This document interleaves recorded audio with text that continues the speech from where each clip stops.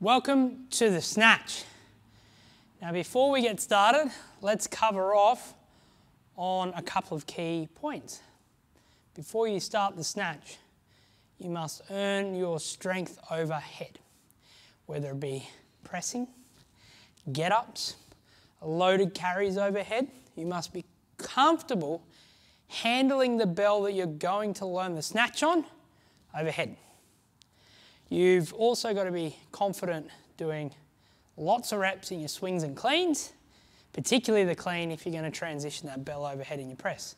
So take your time to earn those sub-levels and skills and all those other important points before we go to the snatch. Now, let's cover off on the setup. The setup's exactly the same as our single arm swing and our single arm clean. So it's a foot length back from the bell. That bell's on the instep of the foot or the side we're going to start snatching on, and that's our setup. Let's go through a couple of reps of the snatch now so you can see what that looks like.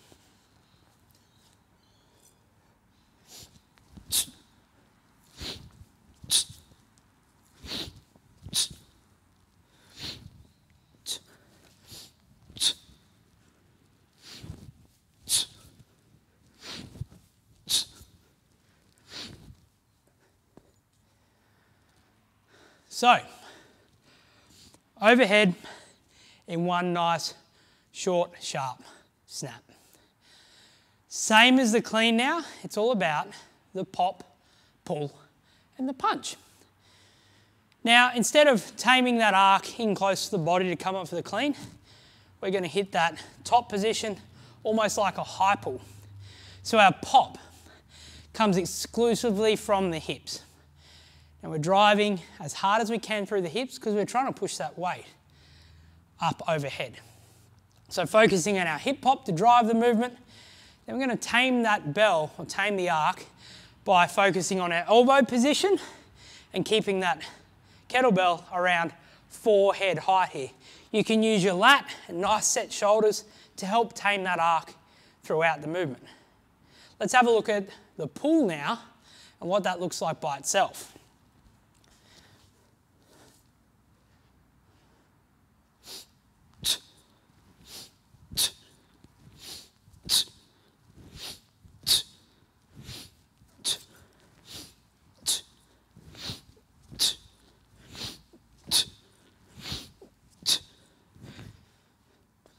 So, you'll notice if you've got enough momentum, that bell will want to start to flip back into that overhead position. So, aggressive pop, pull, control with the elbow, set the lat about forehead height. Now the punch. Just like the punch on the clean, aggressive to the top position. The faster we are at the punch, the smoother that bell will just swing around and come in contact with the forearm. The harder we grip the bell, the more resistance and the harder the snatch movement. So don't muscle the bell, use the hip hop to drive the movement and then fast punch through. Let's take a look at what that looks like.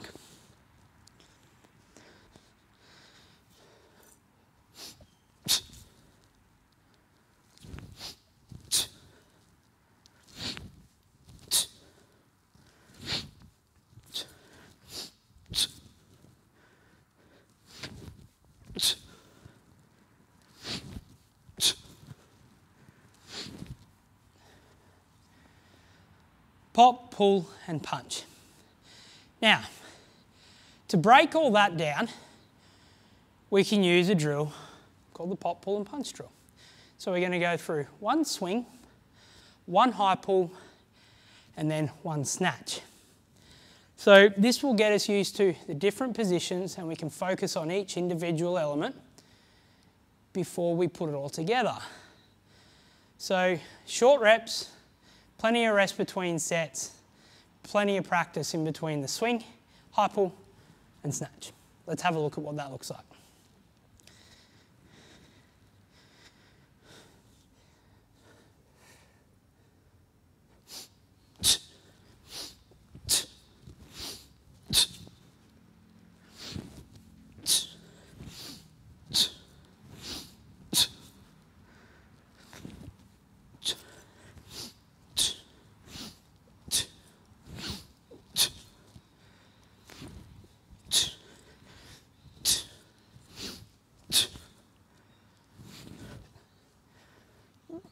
best part about that drill is if you miss a position, you just simply go back to a swing.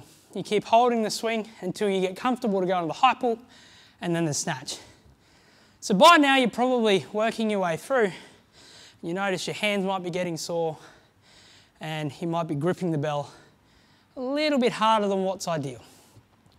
So chalk is one way to help that, helping the bell slide through your hands. But then also being comfortable from the top down in order to snatch back up or re-snatch the bell. So as it skips over the hand and comes into the hook grip, from that seated position in the top, we sometimes can overgrip the bell. That's where our calluses and stuff start to really get affected, or they tear and things like that. So let's work on some top-down snatches now. I'll show you how to get in position and our levels in between it in order to work from that pop to that hip catch and letting that bell fall to the point where upper arm hits the chest and we can come back into that hinge without letting the bell pull us down. So we can bump up a bell size here if we feel confident. We come up, clean the bell, and we can just press it. That's how we get there. We can cheat press if we need to, but basically from here we pop, let the bell fall, catch it with the hips, place it on the floor. And that's our top down. We work that as much as we need until we're ready to re-snatch that bell overhead. Let's have a look.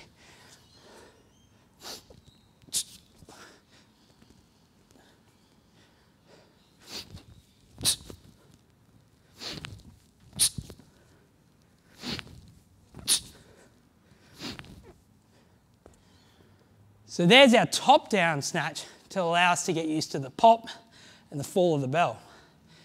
Now, tips for all this type of thing: short reps, lots of rest between sets. You can do 5 reps one side, 5 reps the other, take a break. You can work 10s and 10s and take a break.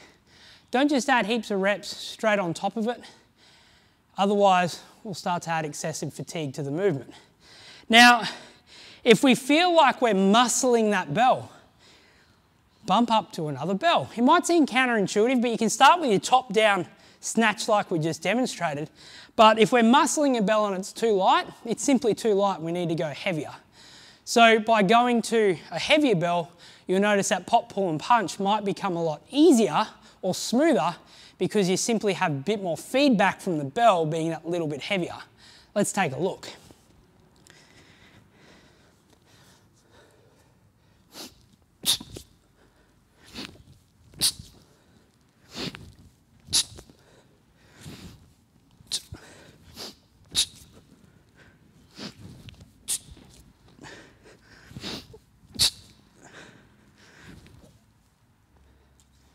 Placing down.